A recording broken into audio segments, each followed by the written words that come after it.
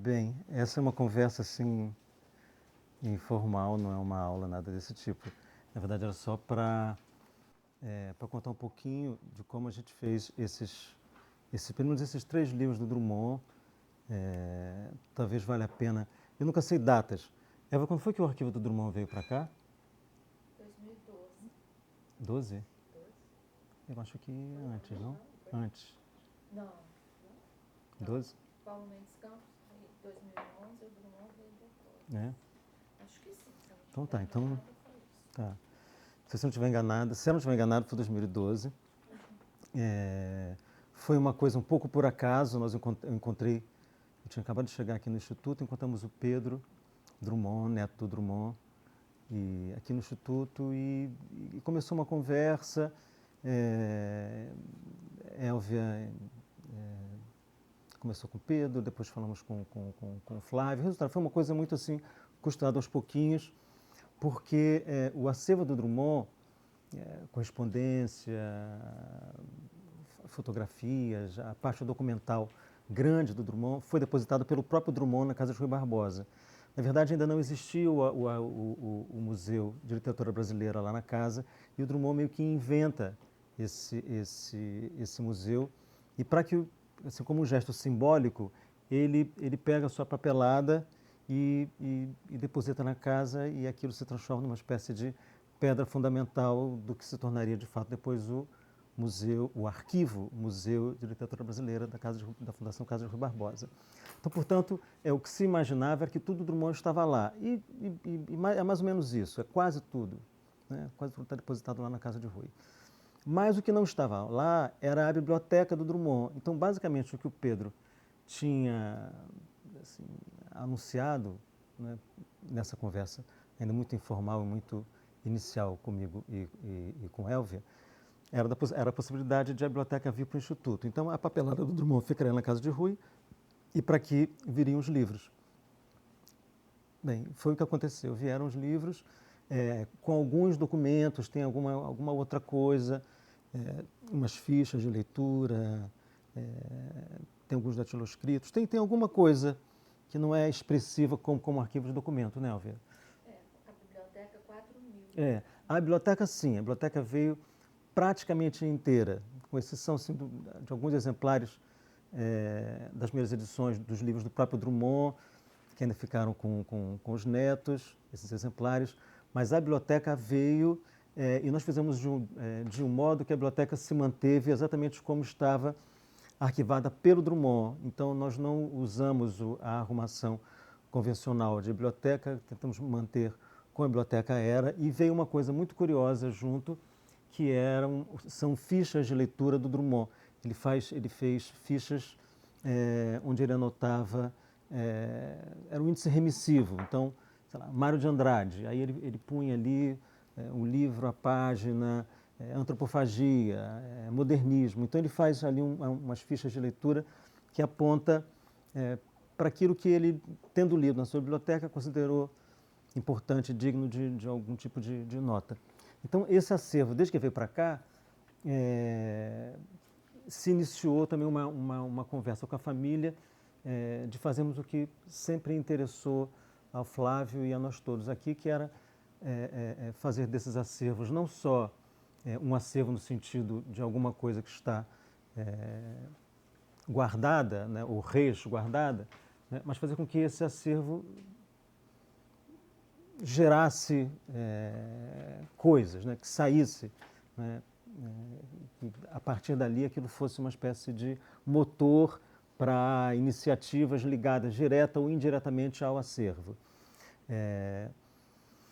Como eu já conversou com vocês, eu acho que também uma coisa que é uma espécie de orientação da gente aqui na literatura é que não é preciso também que a gente faça estritamente, vou chamar de eventos, essa palavra é chata, mas vamos usar porque ela simplifica, né? Eventos, publicações, leituras, nada, a gente não precisa se restringir aos autores que têm acervo aqui. A gente pode trabalhar com a literatura brasileira, ou mesmo com a literatura não brasileira, ou seja, há uma vertente do Instituto que é trabalhar com a literatura. Então, a gente não precisa se restringir aos autores. Ao mesmo tempo, é importante que esses autores também apareçam. Então, é uma maneira de fazer com que a gente esteja dentro do acervo e, ao mesmo tempo, fora dele também, né? Então, é uma espécie de equilíbrio que eu acho que é saudável e eu acho que a gente tem conseguido fazer dessa maneira. Então, a gente trabalha com autores daqui e autores de fora. Além disso, no caso do Drummond, a ideia era trabalhar, era criar coisas em torno do Drummond e que, portanto, não precisavam ficar restritas ao acervo do Drummond especificamente, ou seja, a esse acervo que o Instituto guarda, né? Ou seja, não precisávamos fazer coisas ligadas à biblioteca do Drummond, podíamos simplesmente divulgar, criar coisas em torno desse autor, né? E aí, é claro, a Casa de Rui Barbosa foi fundamental porque ela tem esse acervo e de fato, não só por razões pessoais, assim, na medida que eu sempre fiz muitas pesquisas na Casa de Rui, a Élvia é uma pessoa muito próxima também da casa, mas porque é um acervo público, então qualquer pessoa pode ir lá e pesquisar nesses acervos e propor algum tipo de ação, de publicação, de veiculação do acervo, desde, evidentemente, que isso tenha o aval da família, porque são os herdeiros e tem os direitos autorais, etc, etc. E tudo funcionando de acordo lá com o arquivo. Bem, como o acervo do Drummond, a biblioteca estava aqui e lá a documentação, é como se Casa de Rui Barbosa e IMS juntos formassem, né, assim, globalmente uma espécie de acervo primeiro do Drummond, ou de acervo maior, né, dividido entre essas duas instituições. Então, logo de cara, a gente achou que era importante fazer alguma coisa com a Casa de Rui, né, usando o acervo deles. Havia já ali a comemoração dos 70 anos do Alguma Poesia, por isso que eu acho que foi 2010, Élvia, porque o Alguma Poesia eu acho que talvez tenha demorado um pouquinho para os livros chegarem de fato. Mas 2010 é a data de comemoração dos 70 anos de Alguma Poesia, que é 30, e nós fizemos o livro, Alguma Poesia, o livro Seu Tempo. Então, a primeira coisa que a gente pensou foi, como era 2010, tinha uma data redonda bonita, que eram os 70 anos da publicação de Alguma Poesia, que é o primeiro livro do Drummond. E que é um marco, não só porque é o primeiro livro dele, mas 30 é uma espécie de ano fundamental para a poesia brasileira, porque o Drummond publica o seu primeiro livro, que é Alguma Poesia, o Bandeira publica o seu primeiro livro modernista, que é o Libertinagem, é a data também dos poemas, que é o primeiro livro do Murilo Mendes. Então, esses três livros formam uma espécie de trinca, né, de ouro da poesia moderna brasileira. Então, era de fato uma comemoração marcante. E portanto, de imediato, pensamos em fazer alguma coisa em torno do livro. Não sabíamos exatamente o que, e o Pedro Drummond, deu uma ideia muito boa, né? Ele tinha na biblioteca, e de fato os livros ainda estavam lá, porque eu me lembro de ter ido muitas vezes lá, ou seja, como se tivesse havido uma espécie de interregno, talvez, entre o acerto para a vinda do acervo e a vinda objetiva, material do acervo para cá. Talvez tenha demorado um tempinho, por isso a data fica um pouco nebulosa na nossa cabeça. Mas 10 já, perdão, 2010 já havia toda essa iniciativa. E o Pedro lembrou que ele tinha lá na biblioteca do Drummond o exemplar do Alguma Poesia do próprio Drummond, ou seja, o exemplar dele que ele guardou a vida toda, e ele tinha uma curiosidade que eram algumas pequenas anotações do Drummond, né? Porque depois ele muda alguns versos, muda uma palavra aqui, outra acolá, e ele tinha feito uma encadernação, essa encadernação tinha um desenho, uma coisa em baixo relevo do Santa Rosa, que era uma coisa muito graciosa, muito bonitinha ali. Então, a gente resolveu nessa edição. no volume dele. O livro saiu para uma edição chamada Edições Pindorama, que na verdade era um nome fantasia. Não era exatamente fantasia, eram as gráficas do jornal de Minas Gerais, que o Eduardo Frieiro criou para publicar os seus próprios poemas. E aí ele acaba fazendo o livro do Drummond, mas foi uma coisa doméstica quase, né? Então o livro é uma raridade. E o que o Pedro tinha era o exemplar de alguma poesia que pertencia ao Drummond, fosse o exemplar dele, né? E com essas anotações. E aí que a gente pensou em fazer uma edição facsimilar do livro, né? Que era uma maneira de digamos, devolver ou de mostrar para as pessoas esse exemplar. E aí fizemos, portanto, alguma poesia, o livro em seu tempo, com a carinha do primeiro exemplar e o facsímile do livro. Então você tem o livro inteiro reproduzido aqui, né? As folhas são bem, assim, digamos, enferrujadas pelo tempo e a gente deixou que aparecesse aqui, assim, as fitinhas que marcavam o livro dentro e pusemos no próprio nosso exemplar fitinhas semelhantes, então uma espécie de trompe-l'œil aqui, então... A biblioteca contém todos os livros também dele, também dele, dos autores A dele. nossa? Não. Foram esses livros que ficaram com o Pedro. Eu disse isso lá no início. Os exemplares dos livros dele, Drummond, dele autor, estão com o Pedro. Vieram para cá os livros que eram da biblioteca. Esse está com o Pedro. E esse continua com o Pedro. E o que fizemos, então? Fizemos aqui o facsímile do livro e uma outra coisa descoberta na casa de Rui, que foi incrível, foi uma sessão, aqui demos o nome de caixa postal, que são cartas dos amigos acusando o recebimento do livro. Não é? Então, para quem o Drummond manda o livro em 1930, quando sai, e o que a pessoa responde para ele. Aqui não havia necessidade, aqui o que importa, na verdade, é o texto. No momento ou outro nós pusemos uma foto do documento, mas não era exatamente... a ideia não era fazer um facsímile de toda a correspondência, né?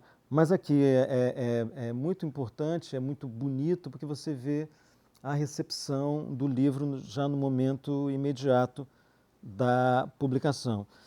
E a outra sessão, depois da caixa postal, se chama jornal, e aqui é a transcrição de várias críticas que saíram na época. O Drummond tem uma coisa muito curiosa, que fica flagrante tanto no acervo da Casa de Rui quanto no nosso acervo aqui, que é uma espécie de volúpia arquivística. Não é? Ele era absolutamente fascinado por arrumação, arquivo, catalogação, né? Descrição. Então ele era uma espécie de arquivista de si mesmo. Então, você tem tudo muito bem arquivado, com datas, referências. Então, você tem, na verdade, um acervo que o Drummond deixou já arrumado, entendeu? Então, a melhor coisa do mundo é você fazer pesquisa no arquivo do Drummond, porque você encontra tudo facilmente. Eu acho que ele não arquiva, acho que desde 30, mas o acervo tem coisas já desde 30. Tanto que aqui você tem recorte de jornal já dos anos 30. Então ali ele já estava arrumando isso, né? Provavelmente alguma coisa, sei lá, ele foi talvez guardando de maneira um pouco menos sistemática, aí é um chute, né? E em algum momento da vida ele achou que aquilo valia a pena arrumar e transformar de fato num arquivo. Compreende os trabalhos dele como funcionário público? Não. Produção Aí literária. produção literária, né? O trabalho com funcionário, certamente isso, porque aí pertencia às instituições, né? Tanto lá no Ministério da Educação e Saúde do Capanema, quanto depois do SFAM. Isso certamente é uma coisa que você tem lá, alguma coisa talvez na Fundação Getúlio Vargas, mas ali era um trabalho de burocrata, né? Então o que o Drummond fazia, tanto o Ministério com Capanema quanto depois, era um trabalho mesmo de burocrata, era processo, não era um trabalho intelectual, e muito menos um trabalho criativo. Oi? Não tem parecer? Drummond não dava parecer, né? Ele não tinha uma atividade de fato, a atividade dele nunca foi intelectual. Quer dizer, consta que ele escreveu alguns discursos para o Capanema, mas no SFAM, por exemplo, que seria uma coisa mais interessante, mas sei lá, tombamento das cidades históricas e tal. Não existe parecido do Drummond. Ali era o Lúcio Costa, o Lúcio Costa ali era meio que um funcionário do Lúcio Costa. O que é uma coisa que todo mundo sabe, e aí você vai acompanhando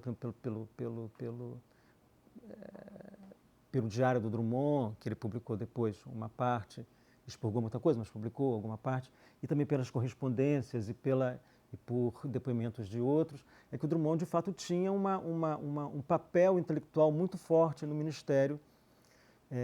E consta, por exemplo, que o prédio do Ministério, né, o que a gente chamou de Palácio Capanema, não teria sido construído sem a presença forte do Drummond, que era ali o chefe de Capanema, o chefe de gabinete do Capanema. Ou teria sido construído de uma outra maneira, né? Não, teria sido construído, estou dizendo, aquele edifício, teria sido construído do Arquimedes Memória.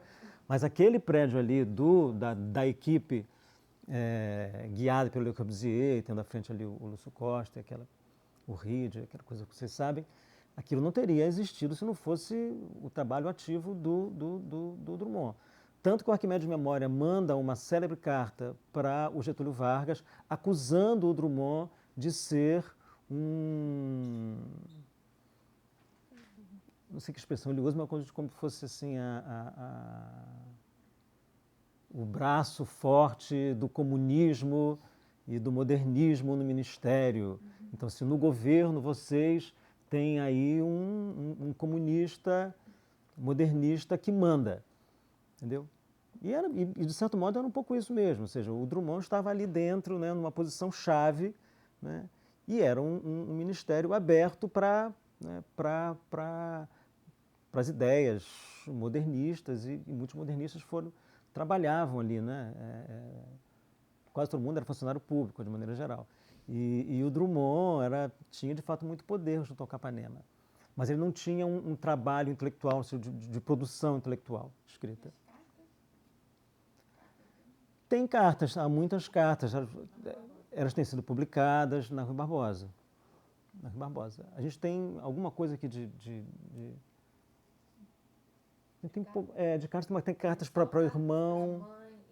São as cartas familiares. Cartas muito íntimas. Mas o Canã talvez fosse bom lembrar que, mesmo com esse espírito arquivístico do Drummond, a biblioteca de 4.000 volumes que veio foi toda catalogada aqui e está disponível no Sofia. Né? Claro. Quando eu digo que o Drummond catalogava, assim, ele arrumava ali a sua maneira, numerava, mas catalogação, ou seja, para ficar claro, nós mantivemos fisicamente o arranjo do Drummond. Que já é uma grande... Já ter isso só... É um adianto. Agora, você tem assim, uma espécie de arrumação subjetiva, ou seja, como ele, Drummond, aquilo que todo mundo faz na sua casa, né? Cada um arruma... Bem, eu não sei se tem alguém aqui que é bibliotecário e arruma... Não é? Eu, por exemplo, eu arrumo assim... Fulano era amigo do ciclano, eu boto eles juntos. E se eles não se gostavam, eu deixo separado para não criar problema entre os livros, entendeu? É uma coisa toda maluca da minha cabeça, então ninguém entende aquilo ali.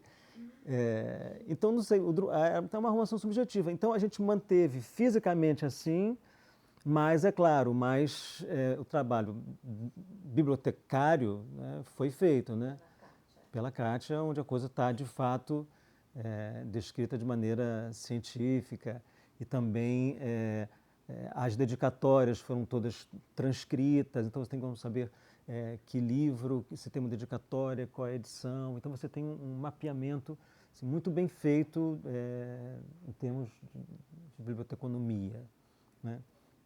Mas a gente recebeu com essa arrumação do Drummond e era importante, né, manter essa arrumação. Então, de fato, a gente tem ali, quando você entra, você tem a biblioteca do Drummond, como ele a compôs, como ele... com uma outra rearrumação, porque ali você não tem a mesma... o espaço não é o mesmo, né? A gente tem 2 estantes, na casa dele é um escritório arrumado de outra maneira, mas a gente manteve até onde foi possível a arrumação original. Bem, esse livro aqui, Alguma Poesia, um Livro em Seu Tempo, ele ganhou esse título, Livro em Seu Tempo, porque a gente tentou exatamente situar o livro no tempo dele, né? Assim, durante a sua publicação. O desejo inicial do Pedro, quando ele me sugeriu fazer o facsímile, era fazer um facsímile mesmo, assim, como se você pegasse o livro do Drummond. Entendeu? Então não teria essa capa, não seria desse tamanho, você faria do mesmo tamanho, com a mesma capinha. A ideia é você pegar o livro, entendeu? A ideia era boa, mas eu achava um pouquinho... assim, a curtição do objeto pelo objeto, entendeu? Olha que curioso como era um livrinho da época. Eu achava que isso não era o suficiente, entendeu? Não era... Era um pouco objeto por ele mesmo. E que vale a pena dar um outro tratamento a isso. Então, ou seja, como o livro existiu, né? Como é que ele foi sendo construído ao longo dos anos? Aí eu fiz um prefácio onde eu vou contando como vai surgindo a ideia do livro, que é basicamente uma coisa que vai sendo constituída ao longo de quase uma década, né? E depois chega, enfim, o livro, que é o facsímile, depois os amigos recebendo e depois a imprensa recebendo. Então a gente tem, de fato, o livro conforme ele aconteceu no seu tempo, né? O livro está localizado ali dentro de uma rede, né, que inclui os autores da época, o quadro literário, afetivo, as amizades, a imprensa, a crítica. Então você tem, de fato, uma espécie de acontecimento literário, né? O livro foi, de fato, até onde foi possível, um acontecimento, né? E foi o primeiro livro de um poeta que depois se tornou muito importante e teve pelo menos 2 textos ali que ficaram muito marcados, assim, que tiveram um peso muito grande dentro do livro. O primeiro, que é o poema de 7 faces, né? E um outro poema, um outro texto, que é No Meio do Caminho, que todo mundo conhece, que é o célebre No Meio do Caminho tinha uma pedra no meio do caminho, no meio do caminho tinha uma pedra. Bem, o primeiro poema chama muito a atenção. Há algumas críticas que dizem que é um poema sem pé nem cabeça. Um crítico diz que o poema podia se chamar Carneiro com Batatas, porque como não tem pé nem cabeça mesmo, qualquer título que tivesse não fazia a mínima diferença. Então, as críticas foram muito desfavoráveis, assim, aquilo era uma coisa muito escandalosa. E o poema No Meio do Caminho quase que passa despercebido, ele não chama muito a atenção. Esse poema No Meio do Caminho sai pela primeira vez em 1928, na revista Antropofagia. Esse livro do Drummond, na verdade, ele reúne uma produção que começa em 1924, que é quando o Drummond conhece, em Belo Horizonte, o Mário de Andrade e, pessoalmente, o Oswald de Andrade. E a Tarsila, o Oswald, que estão passando por ali, por Belo Horizonte, para uma visita às cidades históricas de Minas Gerais durante a Semana Santa. Então, eles vão se enfronhar lá nas cidades históricas de Minas e passam por Belo Horizonte. E o Oswald, que conheceu o Drummond, já tinham trocado uma ou 2 cartas, que o Drummond tinha feito a resenha do primeiro romance do Oswald, diz: a gente vai estar no Grande Hotel de Belo Horizonte, venha me ver, venha nos ver, alguma coisa assim. E o Drummond vai e conhece o Mário, e a partir dali, quando o Mário volta para São Paulo, o Drummond imediatamente manda uma carta, e é uma carta que vai ser assim, o estopim de uma correspondência enorme, que vai durar basicamente até pouco antes da morte do Mário. Então é uma imensa e deslumbrante correspondência que depois o Drummond publicou sob o título de A Lição do Amigo, as cartas do Mário para ele, e muito tempo depois, o Drummond já morto, saiu um volume com a ida e a volta, ou seja, com as cartas de Mário para Drummond e também de Drummond para Mário. É das coisas mais lindas da literatura brasileira, essa troca de correspondência entre os dois. Só perde, talvez, para a correspondência do Mário com o Bandeira, que é mais extensa, e ali você tinha uma coisa talvez mais íntima do Bandeira com o Mário, que também é um conjunto esplêndido. Mas essas cartas do Drummond para o Mário são muito boas, e sobretudo porque o Drummond, quando começa ali em 24, ele estava ainda muito jovem, sobretudo meio sem saber o jeito que estava fazendo. Portanto, estava muito próximo da Semana de 22, ele não sabia direito o que aquilo significava. O Drummond já era, assim, a turma do Drummond já era uma turma modernista, mas o próprio modernismo ali em Minas ainda não tinha florescido. Então, basicamente, eles sabiam que não queriam mais fazer uma poesia à maneira simbolista ou parnasiana, mas não sabiam exatamente o que era uma poesia moderna, né? Então ali você tinha uma espécie de pré-modernismo. E de fato, com o Mário, o Drummond vai aprendendo, o Drummond meio que pega na mão do Drummond e vai dizendo coisas. Olha, esse poema é horrível, esse poema é bom, tira isso, põe aquilo. Não, você não vai fazer uma coisa dessa. Então eles têm muitas discussões ligadas, por exemplo, à língua. Há uma carta muito engraçada e muito sintomática, onde eles discutem um poema onde o Drummond diz: o poeta chega na estação. E o Mário devolve depois para ele o poema anotado e diz: bravo, bela regência. Aí ele manda uma carta explicando que ele tinha gostado porque o Drummond tinha usado uma regência à maneira brasileira. O poeta chega na estação e não o poeta chega à estação, que seria, né, o uso mais normativo, sobretudo da maneira portuguesa. E o Drummond acorda para aquilo, diz assim: não, eu vou corrigir, eu vou mudar, eu vou botar o poeta chega à estação. Aí o Mário fica louco, porque ele tinha elogiado. Não, você não vai trocar nada, você vai deixar chegar na estação. Eu estou elogiando, você tem que fazer como você é brasileiro. Entendeu? Os portugueses escrevem como eles falam. Ninguém diz em Portugal o poeta chega na, eles dizem o poeta chega a. Então, se aqui você diz o poeta chega na, escreva o poeta chega na. Você não tem que saber como é que está se falando no chiado agora para fazer igual aqui. Bem, então o Drummond ainda era um poeta que estava meio tateando assim, o negócio.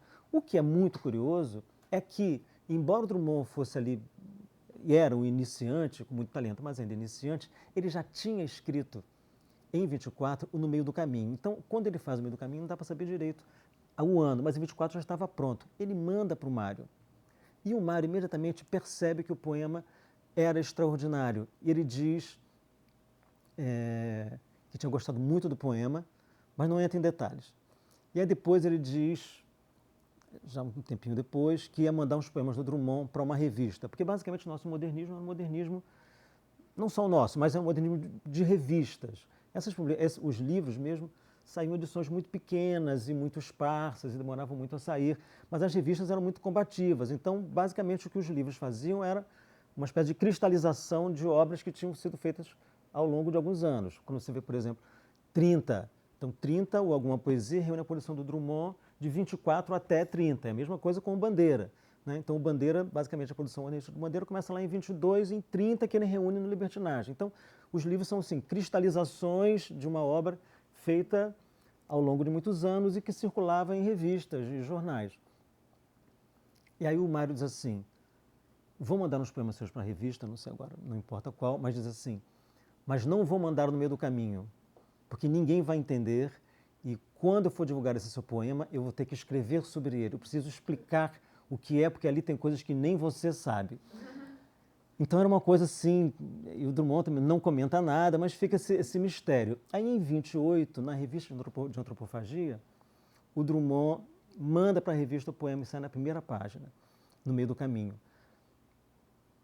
Ali era uma revista de vanguarda, entendeu? Circulava no jornal, mas que basicamente meia dúzia de modernistas liam aquilo e discutiam assim por carta. E aí depois o poema sai em 30 no livro. Então, em 24 o Mário lê, 28 sai na revista Antropofagia, 30 sai aqui, não causa grande surpresa, mas quando o Drummond, né, nos anos 40, vem para o Rio de Janeiro como chefe de gabinete do Gustavo Capanema, aí começa a se criar uma coisa em torno do poema, né? Porque era preciso atacar o Capanema, e era fácil atacar o Capanema porque o seu chefe de gabinete tinha escrito um poema que as pessoas consideravam uma completa birutice, uma coisa sem pé nem cabeça, e que era, sobretudo, quase um analfabeto, porque escreve no poema, no meio do caminho tinha uma pedra, em vez de no meio do caminho havia uma pedra. Então, isso que para nós hoje não tem, soa quase, mas isso causou alguma polêmica? Não, essa foi quase que a grande questão da polêmica em torno do poema, foi o uso do tinha em vez do havia. Não só isso, como a repetição do tinha. E a repetição do tinha, mas o sujeito não sabe que não se usa isso, que é havia. Ora, mas eles não usam o haver no sentido de ter, sim, há um livro sobre a mesa, mas você não usa exatamente entendeu? O inverso é que soa, e soa de fato errado, né? Então, o que se esperava de um poeta culto e refinado e fazendo alta poesia no Brasil era o uso de uma coisa mais normativa. Havia uma pedra no meio do caminho e não tinha uma pedra. Bem, a partir daí, esse poema vira uma espécie de símbolo modernista, né? E isso que é curioso, ou seja, o Drummond, que em 24 ainda não sabia direito o que fazer com chega na estação, que o Mário elogia, diz que vai voltar atrás e depois acaba deixando, ainda muito claudicante ali, ele já havia, né, escrito o No Meio do Caminho, usando o tinha em vez do havia, provavelmente sem nenhuma intenção provocativa ou polêmica, ou de usar uma língua mais próxima de um uso brasileiro, conforme o Mário de Andrade já defendia, e os modernistas, ele não tinha noção disso, provavelmente. E claro, e não tinha noção mesmo, o Mário estava certo, do poema absurdo, né, que ele tinha escrito, né? Aquilo, de fato, ele não poderia saber, né? E o poema vai ganhando essa dimensão, né? E isso o Drummond não fala, mas ele deixa entrever a surpresa dele, né, como o poema vai crescendo, né, e se torna uma espécie de o poema modernista, o poema do Drummond, e o poema a elogiar ou a combater. O Drummond chega a dizer, a certa altura, que esse poema dividiu o Brasil, ou seja, duas mentalidades, não é? Os que gostam do poema e os que não gostam do poema, né? Eu me lembro, de ainda garoto, que esse poema ainda era lido em sala de aula pela professora como piada, né? E por muito tempo esse poema foi uma grande piada, né? Ou seja, ele era o exemplo do mal feito, do ruim, de tudo que a poesia moderna podia fazer de pior, né? Ao mesmo tempo, é claro, se isso ia se disseminando com uma espécie de ridículo, não é? É claro que, simultaneamente, né, havia as leituras que consideravam esse poema como uma espécie de obra-prima modernista. Então, o poema, de fato, ele dividiu opiniões. De tal modo, ele dividiu opiniões que o Drummond organizou em 67, ou seja, já bem depois, quando ele já se aposenta, no final dos anos 40, acho que 49, do gabinete do Capanema. Portanto, em 67, ele organiza um livro com tudo que tinha saído sobre o poema, né? E aí vem o Drummond arquivista, né? Ou seja, ele guardou, né, tudo que tinha saído, todos os recortes de jornal, revista, tudo sobre o poema, e depois ele depois de juntar, arquivar, ele cria ele organiza em sessões, né? E faz esse livro que se chama Uma Pedra no Meio do Caminho, Biografia de um Poema. Esse livro, publicado em 67, teve uma edição muito restrita, muito pequena, e imediatamente se esgotou, e virou uma raridade bibliográfica. Eu, depois de muito tempo, ainda mais que na época não existia estante virtual, então consegui esse livro, era uma espécie assim, de prêmio. Então eu tinha um exemplar disso, o que causava inveja a muita gente. E desde sempre imaginei, puxa vida, por que não se reedita esse livro? Esse livro é tão curioso, é tão interessante. Então, logo depois que fizemos esse livro, eu sugeri que a gente fizesse uma reedição do Uma Pedra no Meio do Caminho, Biografia de um Poema, que foi essa nossa segunda publicação. Aqui, Uma Pedra no Meio do Caminho, Biografia de um Poema. Né? Essa é uma edição ampliada, porque nós fizemos aqui... olha que linda essa folha de guarda, que bonita. Né? Parece aqui e aqui. Do Gotteron. Eu mostrei só para a Cristina Zappa dizer, é do Gotteron. Você sabe se entre 24 e 30 ele mudou o poema? Não. Não teve poema. O poema é intocado, é o mesmíssimo sempre. Não, claro que você vai ler. Não, eu trouxe até a folha, tá? Vamos ler juntos. Vamos falar do poema já. Só observar o seguinte, aqui a gente põe, portanto, todo o conteúdo do livro de 67, né? Eu vou dizer rapidamente assim, algumas seções do livro, e aí acrescentei a recepção crítica do livro, resenhas que saíram do livro, Biografia de um Poema. E acrescentei ao final novas leituras do poema. Ou seja, saíram outras coisas sobre o poema. E o que é interessante é que o que tinha saído até então, até 67, que o Drummond tinha arrumado, eram basicamente coisas de jornal, entendeu? Eram críticas mais ou menos breves, assim, ou notinhas, ou coisas um pouquinho mais alentadas, mas tudo mais ou menos assim, de pouco fôlego. E depois foram saindo, de fato, ensaios ou trechos de livros maiores, com, de fato, investidas críticas mais densas sobre o poema, entendeu? Leituras, de fato, mais abrangentes, mais profundas. Então, eu selecionei uma série de textos e acrescentei aqui também.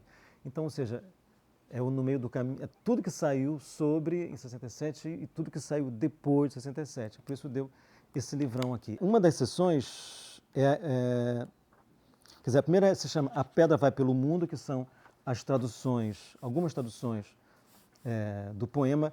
Depois nós fizemos, acho que vocês já viram um filminho, chama No Meio do Caminho, onde várias pessoas leem essas traduções.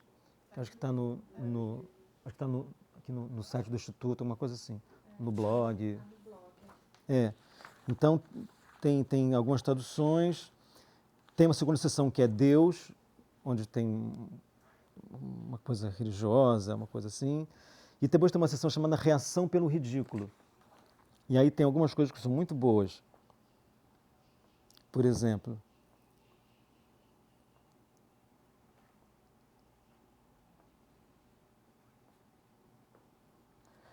não há 15 dias, li um artigo de certo sujeito sobre o Sr. Carlos Drummond de Andrade, achando-o o melhor poeta do Brasil, ainda acima de Manuel Bandeira, esse gênio, por causa de uma poesia que ele produziu e que eu vou transcrever na íntegra. Aí ele põe No Meio do Caminho.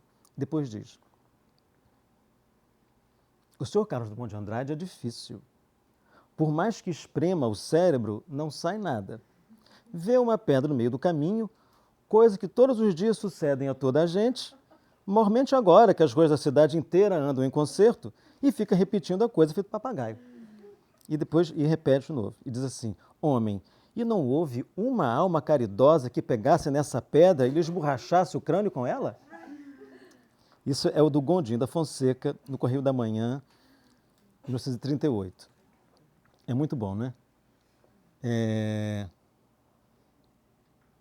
Os nossos gênios, o outro aqui, também do Gondim da Fonseca, ele gostava do mesmo do Drummond.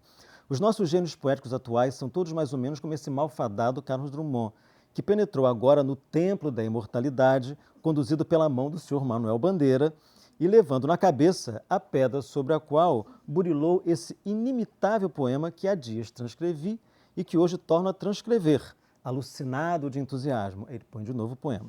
E diz: se esse patusco morasse aqui para as minhas bandas, não compunha apenas uma breve poesia, elaborava um longo poema em 20 ou 30 cantos, pois o material de sua inspiração é nesta onda abundantíssimo, depois que a Light deliberou transformar as ruas em escombros, a fim de mudar os trilhos dos bondes.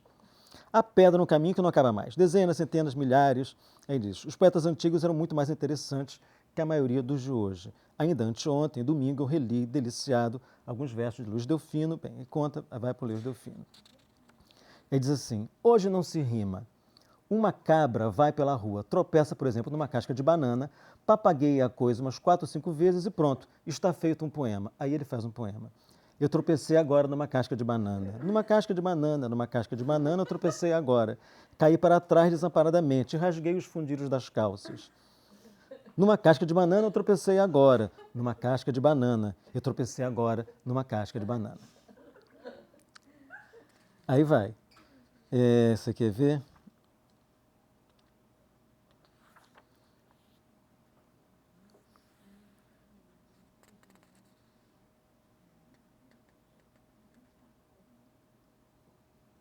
Há quem ache no Sr. Carlos Drummond de Andrade qualquer coisa de sublime entre os poetas atuais do Brasil. Entre esses admiradores, é claro, formam todos aqueles que têm interesses extraliterários junto ao Ministério da Educação. Interesses extraliterários, portanto, interesses políticos. Para eles, o Sr. Carlos Drummond de Andrade é uma espécie de Goethe da poesia nacional.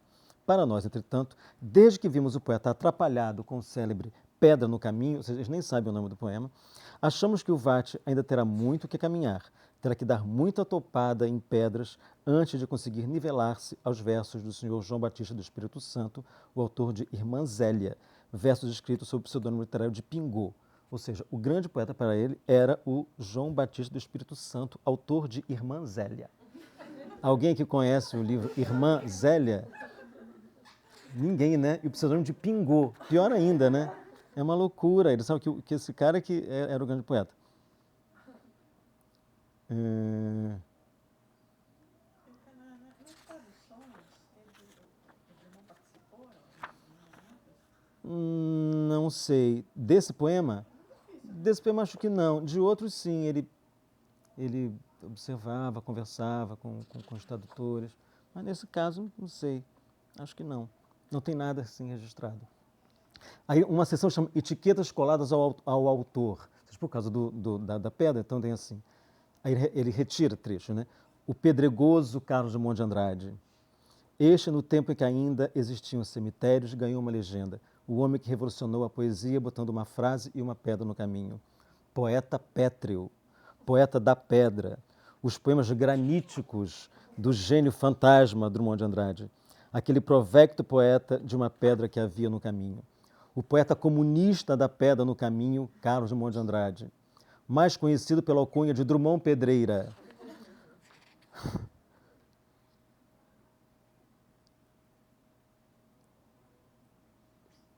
Autor do falso poema da pedra, Vate Pedregoso do Brejo das Almas. Nossos Walt Whitmans do Pedregulho, que são o nosso orgulho, tinha uma pedra. Bem, e aí vai, é muito engraçado, tem muita coisa.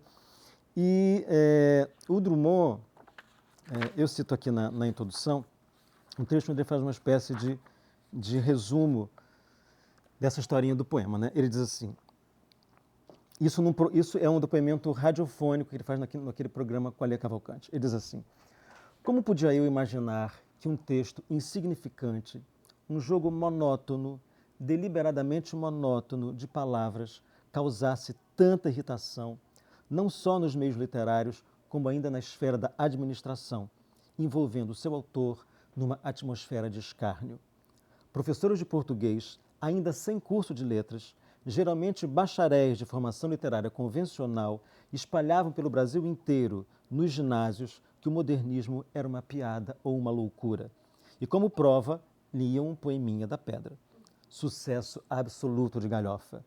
Imagem gravada na mente de milhares de garotos, que daí por diante assimilariam o conceito de modernismo, pedra, burrice, loucura. E ele diz também, já quando ele vem rememorando quando ele vem para o gabinete do Capanema em 34, né? Ele diz assim: o autor da pedra em posição chave no ministério que cuida do ensino.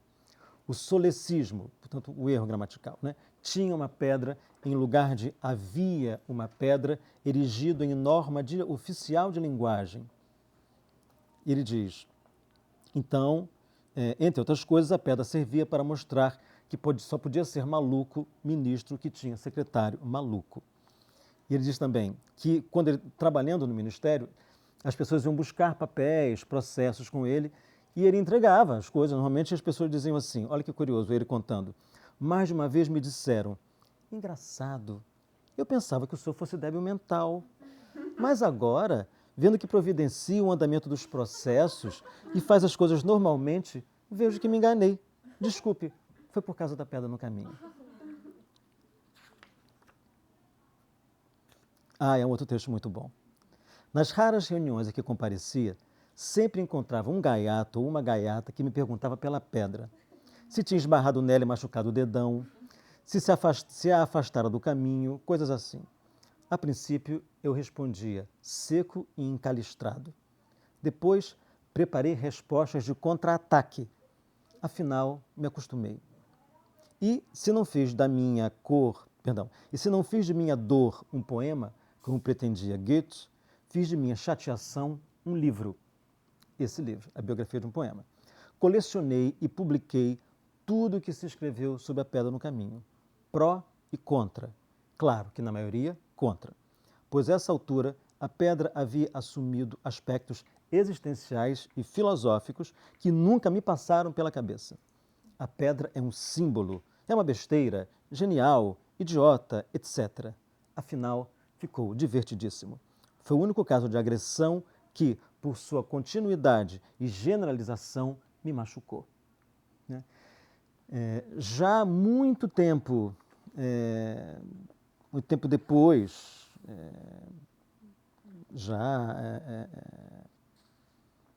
o Drummond escreveu um poema chamado Legado, onde ele diz os seguintes versos: que lembrança darei ao país que me deu tudo que lembro e sei, tudo quanto senti. E depois ele diz, não deixarei de mim nenhum canto radioso, uma voz matinal palpitando na bruma, e que arranque de alguém seu mais secreto espinho. De tudo quanto foi meu passo caprichoso na vida, restará, pois o resto se esfuma, uma pedra que havia em meio do caminho.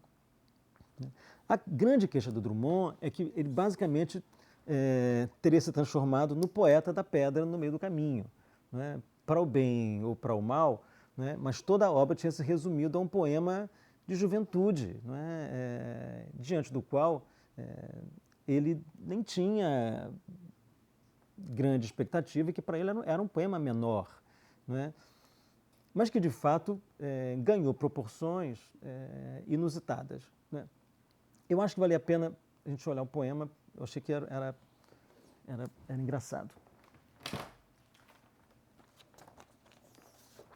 Então, no meio do caminho. No meio do caminho tinha uma pedra no meio do caminho, tinha uma pedra, no meio do caminho tinha uma pedra. Nunca me esquecerei desse acontecimento na vida de minhas retinas tão fatigadas. Nunca me esquecerei que no meio do caminho tinha uma pedra. Tinha uma pedra no meio do caminho. No meio do caminho tinha uma pedra. Bem, é claro que o que chama a atenção de imediato no poema é a repetição, né? Assim, estilisticamente, a questão-chave do poema aqui, né? O procedimento mais flagrante é a repetição, né? E, de fato, o poema ele tem pouquíssimos recursos, né? Esse é um poema bastante econômico, né? Ou para os seus críticos, que preferem ver no poema um poema mal realizado, é um poema pobre, né? De pobres, né? De parcos recursos, né? Mas, na verdade, essa economia de recursos é que faz desse poema, de fato, um poema que eu classificaria no outro time como um poema genial, não é? E veja essa primeira estrofe, por exemplo, que uma coisa curiosa, né? No meio do caminho tinha uma pedra. tinha uma pedra no meio do caminho. Vejam que ele inverte. Não é? Sintaticamente, eu tenho, não é, um rearranjo, não é, dessa frase. No meio do caminho é a primeira parte da frase, a outra tinha uma pedra e ele desloca na outra para tinha uma pedra no meio do caminho. Né? O que ele consegue com isso? De imediato, ele consegue, né, a primeira parte da frase vira a segunda e a segunda vira a primeira. Então, ele forma aqui um X, não é? Que a poesia barroca usava muito esse tipo de arranjo em X, né? E que tem um nome curioso de quiasmo, né? Que é quando você, né, estrutura a frase de tal modo que os elementos ali formam esse X, né? Com esse deslocamento meio diante do espelho. Ora, então ele faz um X, é a primeira coisa que o poema nos põe, né? E que, portanto, dois caminhos que se cruzam e que têm um centro, né? E essa sensação de centro que o poema vai desenvolver, né, não só no seu tema, mas na sua construção. Né? É mais ou menos como se houvesse aqui um centro. Né? E é claro, e é nesse centro que a pedra se instala. Né? Mas vejam a continuação. Tinha uma pedra no meio do caminho, tinha uma pedra.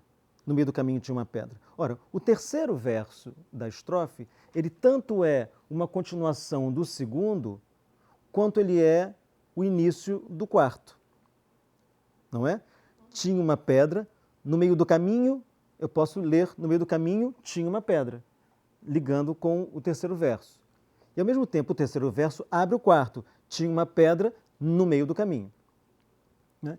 Então, é como se esse terceiro verso aqui, né, criasse de fato, né, uma espécie de centro, né, que tanto funciona para o verso anterior quanto para o verso posterior. Né? Aquele primeiro centro que ele faz lá com o X, quando ele desloca, né, a frase. Ou seja, na verdade, é como se ele criasse estruturalmente aqui essa construção em X com a pedra no meio, né, que vale como obstáculo tanto do caminho que se desenrola até a pedra, quanto para o caminho que se desenrolaria posteriormente à pedra. Então, existe aqui uma espécie de confluência para esse centro aqui, onde ele instala esse obstáculo. Né? Obstáculo que, a princípio, né, com os elementos que ele dá para nós aqui na primeira estrofe, a gente não pode tirar nenhuma conclusão do que seja essa pedra, das dimensões que ela tem, do valor simbólico que ela tem ou não. Né? Mas a segunda estrofe muda um pouco esse quadro, né? E, sobretudo, acrescenta elementos novos. Né? Nunca me esquecerei desse acontecimento na vida de minhas retinas tão fatigadas. Olha, primeiro que, né, aqui, né, o léxico se abre, né, ele sai desse enclausuramento da primeira estrofe, onde tudo gira, né, onde tudo é combinação e rearranjo dessa única frase, dessa única assertiva. Né? No meio do caminho tinha uma pedra e o resto ele só vai recompondo com isso aqui. Agora se abre, você veja que o ritmo é outro também, né? Alguma coisa aqui flui, né? Nunca me esquecerei desse acontecimento, eu ainda tenho a continuação no verso seguinte, né? Na vida de minhas retinas tão fatigadas. É claro, aqui já é a visão desse acontecimento quando o acontecimento já passou, né? Nunca me esquecerei. Né? Então é como se agora, distanciado do acontecimento, ele pudesse refletir sobre o acontecimento. E é essa reflexão sobre o acontecimento que dá a ele uma espécie de a sua dimensão, né? Porque, veja, nunca me esquecerei, ou seja, aquela pedra foi um acontecimento tão marcante, tão radical, que está gravada para sempre na sua memória. Memória que ele, né, chama aqui de a vida das minhas retinas, tão fatigadas. Bem, tem duas coisas curiosas aí. Né? Primeiro que essa pedra, que a nossa tendência é compreendê-la de maneira abstrata, a gente não, bem, se ele nunca vai esquecer dessa pedra, bem, não deve ser o Pão de Açúcar, né? Não deve ser uma pedra literalmente. Né? Essa pedra é um obstáculo na vida, mas ele fala de retinas.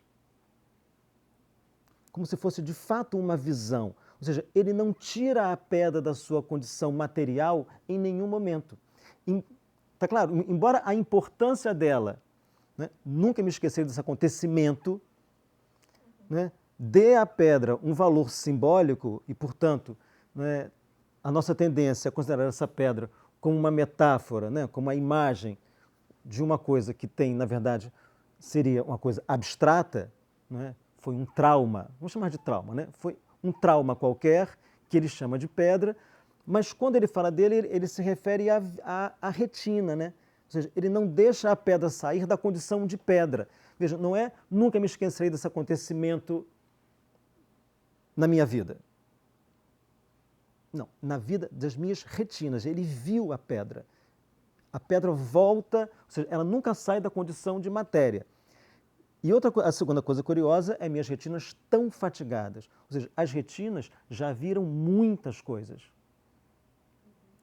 E embora elas tenham visto muitas coisas, elas jamais esquecerão desse acontecimento, porque esse foi um acontecimento radical, foi um acontecimento dotado de um peso extraordinário. Não foi um acontecimento qualquer, não foi um acontecimento banal.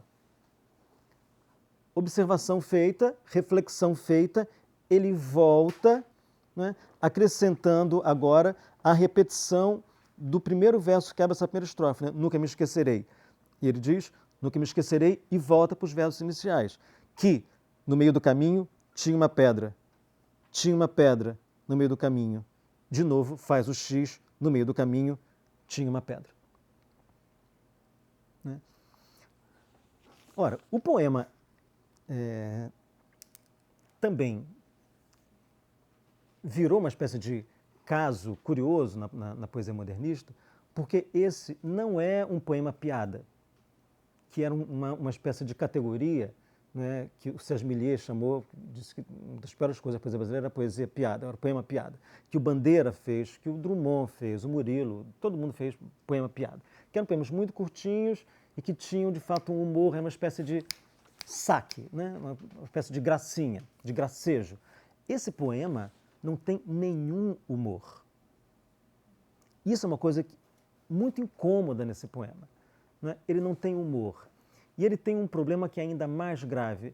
É um poema que parece recusar a interpretação. Embora recusar, ao mesmo tempo que é um poema que parece promover incessantemente uma série de interpretações. Não é por acaso que a gente pode organizar um volume desse tamanho só com interpretações desse poema. Aqui tem Camões, aqui tem Dante, né? Porque vocês lembram lá da Divina Comédia? En mezzo del caminho, ou seja, no meio do caminho, né, da estrada da vida, no meio do caminho. Então tem aqui uma memória, né, do Dante na Divina Comédia, no meio do caminho que tem o Adamastor nos Lusíadas, no centro do Lusíadas, e o Adamastor que é uma pedra. Né? Então, há leituras que aproximam de Camões, de Dante, há mil possibilidades de entrada nesse poema. Curiosamente, é uma entrada que nunca chega a uma espécie de iluminação, entendeu? É como se todas as interpretações fossem barradas pela pedra. Quer dizer, esse poema, na verdade, ele tem uma espécie de isomorfismo. Né? Ou seja, aqui a forma constrói o próprio sentido do poema. O poema fala de uma pedra e o poema se constitui como pedra. Né? Não só porque ele consegue estruturalmente, né, se constituir como uma espécie de cruzamento e repetição, como se o poema girasse, né, em torno de um centro, que é essa pedra que barra o caminho, né, e ao mesmo tempo essa pedra barra a nossa leitura. Ou seja, que elementos a gente tem aqui para interpretar esse poema? Né? Bem, o que extremamente angustiante. Uhum. Por quê? Para mim é um beco sem saída. É um beco sem saída. É um beco sem saída. Até o Bandeira, quando faz eu vejo a paisagem, a glória, mas o que eu vejo é o beco, quer dizer, mas ainda tem uma saída. Claro que é completamente diferente, mas com toda, se aproximar um pouco do sentido, você ainda vê uma saída. Aqui não vejo saída nenhuma. Não tem saída nenhuma. Diga. Não, eu falo que as três primeiras frases, os três primeiros versos, os três últimos são espelhados, né? Uhum. Como se fosse você pudesse ler de trás para frente. Ah, o anagrama. É. Não, esse é um poema sobre isso, é uma caixa de espelhos, né? Uma coisa espelha a outra, onde você não sai disso. Ele é angustiante, é para si infinito, ele é terrível. Você pode qualificar o poema sem que você tenha exatamente uma explicação. Como se você não soubesse assim, é uma metáfora tão brutal que você não sabe, você não tem como assim, mas o que é a pedra? Mas que pedra é essa? Que nunca deixa de ser pedra e que ao mesmo tempo, é um acontecimento excepcional. Então você fica, entendeu? Tem uma coisa barra a sua leitura aqui, e ele é um poema que causa muitas impressões, muitas sensações, né? Mas por isso, ele é uma espécie de produtor de sensações, entendeu? De impressões, né? Sem que você possa, de fato, adentrar, né? Mais do que isso numa leitura. Agora, ele é mesmo assim, o poema da ausência de saída. Na verdade, o Drummond foi o poeta que melhor cunhou poemas sobre a falta de saída, né? José, vocês lembram do José? José é a falta de saída total, né? Ele chega a dizer, né, com a chave na mão, quer abrir a porta, não há porta. Não tem esperança, não tem sonho. Não tem esperança, não tem sonho, não tem saída. E termina dizendo, José, se você morresse, mas você não morre, você é duro, José. E ao final diz, José, você marcha, José, para onde? Então, não tem nenhuma saída no José, não há nenhuma hipótese de saída, nem a morte é a saída. É como se o José fosse uma espécie de desmembramento dessa pedra, né? Também é o sujeito completamente emparedado, completamente barrado, sem nenhuma hipótese, nem de fuga, nem de enfrentamento da coisa, porque não há como enfrentar, é uma espécie de imobilidade total, que é uma imobilidade total que está nesse poema aqui também. Então, é tão angustiante. É tão angustiante. E o Drummond é o poeta capaz de construir, né, essas imagens da falta de saída, né? Ele faz isso de maneira muito, muito incrível, ao longo da obra toda, né? Ele tem muitos poemas onde o sujeito é barrado por alguma coisa, né? O poema diz que ele quer ver alguma coisa, ele fala assim, o edifício me barra a vista. Ele diz, não, a vista barra-se a si mesma. Então, a impossibilidade, a incapacidade de ver além está no próprio sujeito e não fora dele. Então, é um poeta que consegue figurar, como poucos, a falta de saída, né? O Bandeira, por exemplo, é um poeta que encontra uma saída na própria poesia. A poesia para o Bandeira é a saída. É uma saída, né? Quando ele não tem o que fazer, quando ele está num beco, quando a noite me dá vontade de me matar, o que ele faz? Vou-me embora para Pasárgada. Onde é Pasárgada? É lugar nenhum, mas ele inventa, né? Pasárgada existe no poema. Pasárgada é uma invenção da poesia. Então, a poesia para o Bandeira é a possibilidade de fuga. É ali que ele acende uma luz, né? E para o Drummond, a poesia não é uma saída, né? A poesia não é uma luz. Agora, o que é genial do poema é que ele pode ser lido como uma bobagem. Quer dizer, ele tem essa leitura também de absoluta bobagem e de uma extrema profundidade. Então, isso pois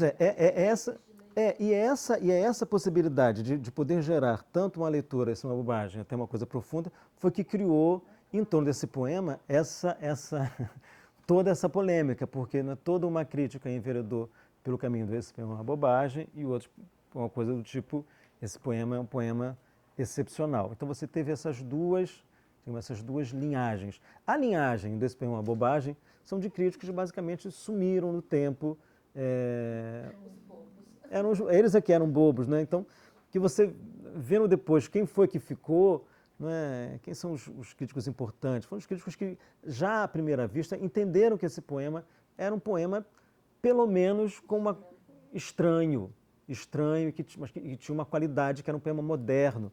Não sei se eu marquei aqui, deixa eu ver, uma coisa que é rápida e é tão boa. A moça, Lúcia Blanco, que quando sentiu uma coisa ruim, não sabia o que era, Não, sentiu só uma coisa ruim. não. É uma coisa do Mário Quintana.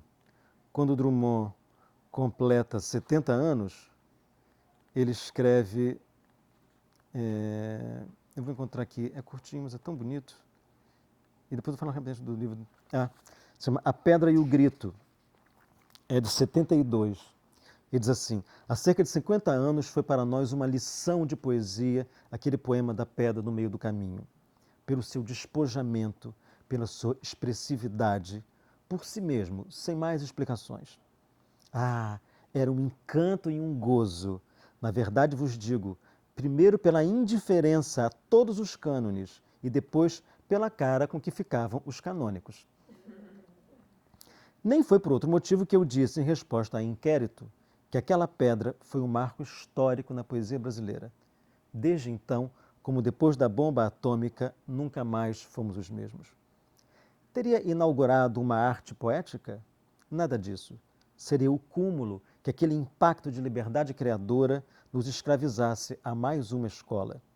Sim, meninos, vamos gazear a todas as escolas. Nem todos sabem como isso faz bem. E agora, no ano que se está festejando o sesquicentenário do Grito do Ipiranga, era 72, né? 22, vem muito a propósito proclamarmos também que poesia é independência ou morte. Mas quem diria que o Carlos Drummond, que lançou o Grito daquela Pedra, está completando terça-feira 70 anos? Ninguém acredita. Que precocidade. E aí vai. Então, é isso, quer dizer, o despojamento, a lição de liberdade, né? Isso está saindo, né? Sai em 28, depois sai em 30, ainda no momento de muita combatividade modernista, né? Então, é um poema que tem uma força e uma violência, né? Completamente inusitadas, né? E que serve ali para marcadamente numa posição de vanguarda, né? de uma negação muito radical de tudo que se fazia até então, né? De uma poesia que precisava de toda uma linguagem tipicamente poética, de elementos tipicamente poéticos, né? E sobretudo de uma espécie de linguagem correta, elegante, bem, uma série de princípios que esse poema realmente põe abaixo todos numa tacada só, né? Então daí a sua surpresa. E esse livro, quer dizer, recuperar toda essa história, eu acho que foi uma coisa bacana que a gente fez. Bem, e por fim, eu vou falar menos disso aqui, até porque eu já falei demais, Versos de Circunstância, nós também descobrimos lá na casa de Rui Barbosa 3 caderninhos incríveis. Eu mostrei só para Cristina Zappa dizer assim, não sei de quem é. Não, é anônimo, é de ninguém. É de ninguém importante. E foram uns caderninhos, deixa eu ver a cara dos 3 juntinhos aqui. Enquanto você pensa, eu acho que eu me lembrei, o arquivo, a gente ficou em negociação durante o ano de 2010 e ele foi em 2011. Isso. Eu espero não estar enganada. E o Paulo Mendes Campos vem em 2012. Isso está no guia, isso. mas como o guia não está aqui... Exatamente, foi isso. É isso. Bem, eram caderninhos assim. Os caderninhos de arame, nesse tamaninho que está aqui exatamente, está em 100%, uns caderninhos pequenininhos. E o Drummond tinha 3 caderninhos desses aqui, com esse título Versos de Circunstância, né? Numerados 1, 2 e 3, onde ele transcreveu, por exemplo, as dedicatórias que ele punha nos livros que ele mandava para os amigos. Então, ele tinha esse nível de arrumação. Então, ele mandava o livro para alguém com a dedicatória, mas antes de mandar o livro, ele transcrevia aqui a dedicatória. Claro, porque as dedicatórias são poeminhas, né? São geniais. E poemas, assim, poemas de aniversário, poemas onde ele agradece um presente, poema que ele manda junto com o presente. Por isso, poemas de circunstância, né? São poemas que não têm, assim, uma ambição de linguagem ou de fazer uma coisa para um livro. É uma coisa que, a princípio, se esgota nessa circulação, né, estreita do faço para você, te entrego, você lê. É uma gracinha, assim, uma coisa, né, que se esgota nessa intimidade. Então, não tem nenhuma pretensão. Ora, esses poemas sem pretensão nenhuma, os poemas de circunstância, tem pelo menos um grande livro na literatura brasileira, que é Uma Fada Uma Lunga, do Manuel Bandeira, que é uma reunião de poemas de versos de circunstância, né? Bem, a poesia brasileira é farta de poemas de circunstância, porque os nossos modernistas, né, consideravam exatamente que essa poesia ela não tinha a pretensão da alta poesia e que, portanto, isso era alguma coisa que devia ser cultivada, né? O Bandeira, como poeta menor, ligado ao menor, ligado ao pequeno, né, ligado ao cotidiano, essa espécie de humildade do gesto cotidiano, foi talvez o nosso melhor poeta da poesia de circunstância. E o Drummond depois também chegou a publicar alguns desses poemas sem nenhuma pretensão, no livro chamado Viola de Bolso, que tem esse belo nome, né? Viola de Bolso, e depois ele fez um segundo poema, aumentou, chamado Viola de Bolso, ou novamente Encordoada. E a gente fez de novo, uma edição facsimilar, assim, do caderninho, e transcrevendo embaixo o que estava escrito aqui, porque muitas vezes você mal entende aqui a letra. Então, os poemas estão transcritos embaixo. Aqui você tem os três caderninhos totalmente transcritos, e com poemas para João Cabral, para Tônia Carreiro, entendeu? Para o Bandeira, para o Mário, para Clarice Lispector, para o Jorge Amado, para a Zélia, Anônimos, muitos anônimos, Plínio Doyle, e por aí vai. Quer dizer, muitos não são anônimos, porque são os amigos do Drummond. Então, sim, são personagens que a gente conhece da história literária ou não só literária. Mas tem gente comum, gente comum. Bem gente que ninguém sabe quem é. Anônimos.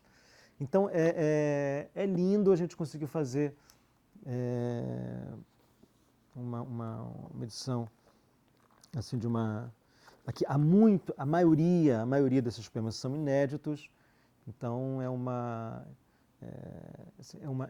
nova visão também da obra do Drummond, né, com essa perspectiva da poesia menor, né, na obra do poeta que a gente se acostumou a chamar de poeta maior. Então, essas três publicações aqui formaram uma espécie assim, de tríptico drummondiano. E os caderninhos também são do arquivo da Casa de Rui Barbosa. E desde então a gente tem, de publicação, a gente fez esses 3 livros, não fez mais nenhuma. Quer dizer, fez depois, com outro formato, o Caderno de Literatura Brasileira, né, o CLB do Drummond. E depois enveredamos pelo dia D, que todos sabem o que é a comemoração do aniversário do Drummond. Não? Não? Pode explicar, vou explicar então. No dia 31 de outubro é aniversário do Drummond. E de 4 anos para cá, nós criamos uma coisa chamada Dia D, D de Drummond, né, que é uma tentativa de transformar o dia 31 numa espécie dia 31 de outubro, numa espécie de data oficial, assim, ou não oficial, mas uma data do calendário cultural do país, para que todo mundo comemore o aniversário do Drummond nesse dia. Então, mais ou menos, eu pensei nisso a partir de um ano que nós fizemos aqui um Bloomsday, que é a data de comemoração do dia em que se passa o romance do do Joyce, o Ulisses, que se passa em um dia. Então, no mundo todo se sabe que tem o Bloomsday e todo mundo faz alguma coisa para comemorar o Bloomsday. E eu falei assim, poxa vida, por que não comemora uma data brasileira, né? Não tem nenhum romance, nada que se passe num dia, mas existe um dia incrível na literatura brasileira, que é o dia em que nasceu o Drummond, né? Esse é um dia onde o mundo se divide antes e depois do Drummond. Então, a gente tem que marcar esse dia. Então, a gente começou a fazer sempre aqui no Instituto alguma coisa em torno disso. E sempre que a gente faz,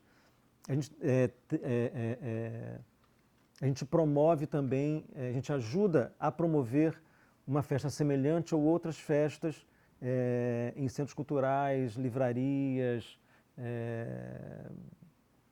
cinema, bar, restaurante, qualquer coisa, entendeu? Os jornais, revistas. Então, a ideia é que espalhar a data, sugerindo que as pessoas façam comemorações em torno disso. A gente fez me ajude, Elvia, a gente fez já leituras algumas, com Paulo José, sempre à noite. Tem, às vezes, um evento que vem durante o dia e culmina à noite com alguma coisa. Isso que vai ser esse ano, então? E esse ano, para esse... não, talvez voltando ao ano passado, explica esse ano. Ano passado nós fizemos uma leitura chamada Vida e Verso, de Carlos Drummond de Andrade. Eu reuni no palco do MS 4 autores, o Joca Rainer Sterron, que é um romancista lá de São Paulo, o Antônio Cícero, do Rio, que é poeta, o Alberto Martins, que é poeta lá de São Paulo, e o Afonso Henriques Neto, poeta aqui no Rio de Janeiro, de gerações diferentes. Então, os 4, eu fiz um roteiro com uma cronologia da vida e da obra do Drummond, entremeada com leitura de poemas, e trechos de crítica, correspondência, diário. Então você tem o Joca, que era o narrador, então ele vai contando, sei lá, Drummond nasce em Itabira, Mato Dentro, não sei o que, em Minas Gerais.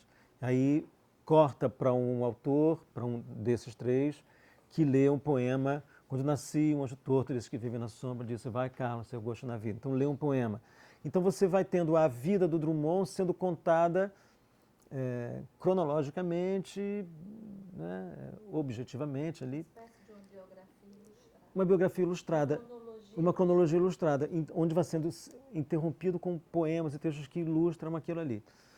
Bem, isso funcionou, mas só para vocês terem noção de como a ideia da coisa se espalhar, então eu fiz esse roteiro para leitura aqui e mandamos esse mesmo roteiro para vários parceiros para fazerem a mesma coisa, entendeu? Então, assim, levaria cultura. Com esse roteiro, promoveu lá uma leitura com sei lá quem. Então, a Casa das Flores, lá em São Paulo, fez uma outra coisa. A Casa Fernando Pessoa, em Lisboa, fez outra. Então, a ideia é sempre que o Instituto ajude a promoção da festa, porque foi o que a gente fez no início. Aí teve um ano, não sei mais qual foi, acho que retrasado, a gente lançou aqui o CLB do Drummond e fizemos uma mesa de discussão. Ora, então aquilo ali, o IMS promoveu a sua festa. Ficou todo mundo um pouco esperando o que o IMS ia propor de festa. O IMS fez a sua própria festa. Então eu vi que não funcionava. Aí ano passado fizemos o roteiro, já funcionou. Aí para esse ano fizemos o seguinte, eu peguei esse mesmo roteiro, esses mesmos 4 leitores e fizemos um longa-metragem. Eu chamei o Walter Carvalho, que fez a fotografia, e num estúdio nós filmamos essa leitura, não uma leitura assim, os 4 parados, como num palco, mas com montagens curiosas, bonitas, movimentos de câmera bonita, um filme em preto e branco. Tem uma canção do Zé Miguel Wisnik no final, que é um poema do Drummond musicado. Então, ficou um filme lindo. Não, a gente optou por fazer só a leitura. E aí vai passar no dia... E aí, portanto, no dia, nesse dia D, no 31 de outubro agora é a estreia desse filme. Mas o que a gente fez? Nossa preocupação. Então, esse filme, se tudo der certo, e vai dar certo, o DVD, nesse dia, dias antes já estará pronto. Então, o que a gente está fazendo agora?